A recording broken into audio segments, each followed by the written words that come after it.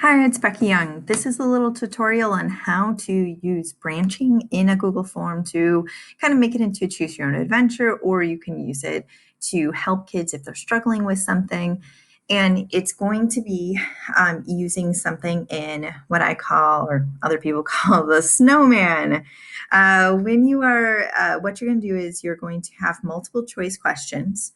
And if you notice here with my multiple choice questions, I have go to section 7, for example. What you're going to need to do is go up to the snowman and you're going to select go to section based on answer. So what you want to do is, and I'll kind of start up here. So when I'm setting up a Google form for something, I always include the student's name. I mean, automatically when I'm assigning through Google Classroom, it automatically links it to their name, but really their email address, and I don't remember all their ID numbers. So always put in their name. So with the some of the settings for this, I put on there. I always collect email addresses. Depending on if I think kids should have this in their email or not, I'll put on the response receipt, and I'll limit to around response. In this case, I'm going to edit after submit. And the reason being is that I want kids to be able to come back to where they were and continue with the activity. And so that's kind of where I want to go with this. And you'll see that I made it so that not all the questions are required, and there's a reason for that as well. So the presentation, I always change my confirmation message to actually be, what I want to tell them after they submit it. So you can always change that instead of just, hey, your response is recorded. For this, I did not turn into a quiz because there aren't really correct answers. It's going to be a choose your own adventure. In some cases, when you're branching it, and I'll be able to show you another one where I branch it to say, hey, if you got the right answer, you move on. If you got the wrong answer, you're going to go to another section where maybe it's a video of me explaining something or a diagram or another person's video, and then it will send them right back to where they were. So when I'm making this, and if I say after my name, say, I'm just going to put another question in here just so you can kind of see. And if you can say, what part of the nitrogen cycle was your favorite? I doubt they'll have one, but maybe. So, this activity, it was something, a game that the College Board had sent out, and they would play it together and they have a game board and pieces and all this other stuff. Well, that's not going to happen.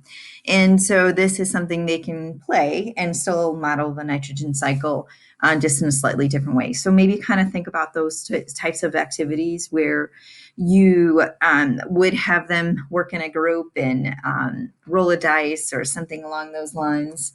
And you can always change this into this. Now, this one was a little bit more complicated, but you can make it work for you and have more or less depending on what you want them to do. So if I want to say, hey, I'm going to have a couple of choices, the atmosphere, the soil, or let's say plants. So what I'm going to do is, and again, I always put a note in there if I'm taking off the required. The required is just so they can submit it and then come back later to edit after it. So it's a little bit different than if I'm doing like a quiz or a exit slip or entrance slip. With those, I'm going to have all those required because I don't want them to submit until they're done. But if it's a worksheet like this, I want them to be able to submit it and then come back to it later and edit it so they don't have to start all over again. So what you want to do is in the snowman up here, you're going to go to section based on answer, and they're going to see something else. Now, I've gone through, and what you could do first is make all your sections and then link them, or you could do it as you're going along. So the default is continue the next section, but say I wanted them to go to, well, they picked the favorite one was the atmosphere, so that's where they want to start. Or now let's say they want to be their favorite part of soil, so they're going to start here. If they want to go to be a part of a plant, I would put them, and they would go to section 3. And so you can divvy that up and kind of decide where you want them to go based on their answers. So just to kind of show you what it looks like, This is what it looks like. And so they would get this, and you would hope that they'd read through the directions. You can always make a video where you explain it and walk through it for them and post that as well. So they're going to put their name, and then they'll go to next. And so, yeah, this is now looking at, and it just uploaded. So let's say my favorite part is the atmosphere. Okay. So now what it's going to do is send me to the atmosphere. And so I'll read through this, and then it says choose your next pathway. And I'm going to say I'm depositing air pockets in the soil. And I'm going to click next. And now I've jumped to in the soil as nitrogen gas. So now what happens if I go to, now I am fixed by the bacteria, and now I'm part of ammonia. And so if I click next, now I have to that. And it's going to keep going. And so say, if I want to go, I go back into the atmosphere, it's going to be popping me right back to the atmosphere one. And they can choose in here. And so what the kids will be doing on their paper is recording where they are, what happened. So they're pretending that they're a nitrogen atom, and they're going through this whole process. Now I asked them to do at least 12 pathways. When they get done, they're going to select this item and move on to the next task, which is going to be, now they're going to draw a diagram of the path that their nitrogen atom went through. So what you can actually do is a possibility when you are making your Google form, you can actually have them upload files.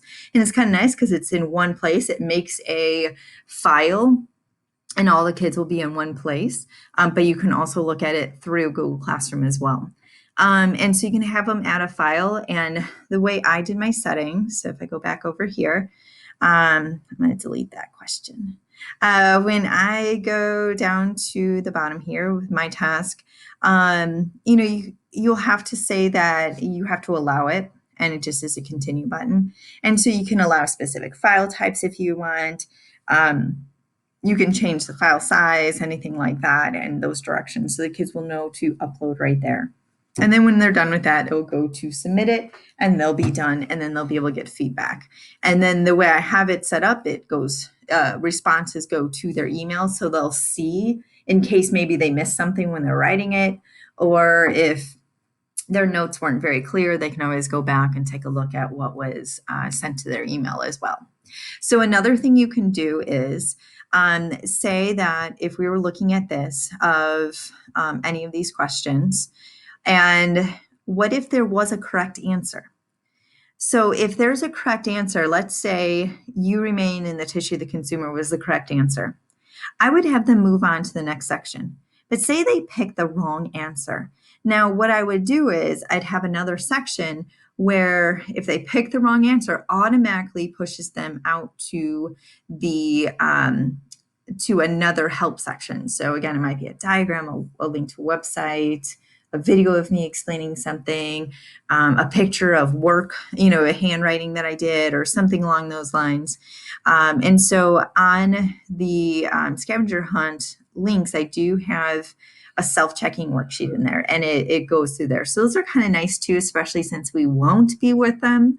And this will help them be able to kind of check their work and get extra help without having to email you every single time they need extra help.